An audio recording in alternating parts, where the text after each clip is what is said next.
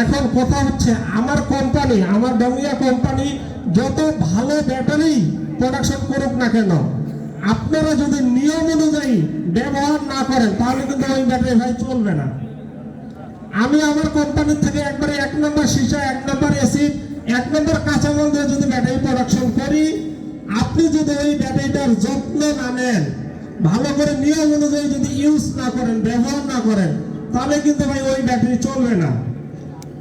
এখন এই ব্যাটারিটা কিভাবে ইউজ করতে হবে?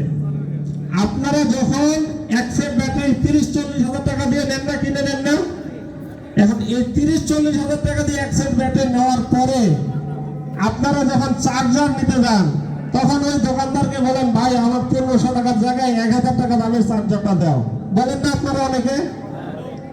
অনেকে কিন্তু 30,000 টাকা দিয়ে আপনারা ব্যাটারি নেন, চার্জার নেওয়ার সময় 500 টাকা কম দামের চার্জারটা নেন। এই 500 টাকা কমের জন্য কিন্তু আপনার ওই 30,000 টাকার ব্যাটারিটা নষ্ট হয়। এই জন্য আপনারা সবসময় চেষ্টা করবেন, যখন এক সেট ব্যাটারি নেবেন, এত টাকা দিয়ে যদি এক সেট ব্যাটারি নিতে পারেন, তাহলে 500 টাকা বাড়তি দিয়ে কেন একটা ভালো চার্জার নিতে পারবেন না? 500 টাকা বাড়তি দিয়ে একটা ভালো চার্জার নেবেন। সেই সাথে হচ্ছে আপনারা কখনো যে কোনো ব্যাটারি চার্জ একবারে নীল করবেন না, একবারে চার্জ শেষ করবেন না। একবার থাকতে বা কিছু চার্জ থাকতেই হচ্ছে গাড়িটা অফ করে একটু চার্জে দিয়ে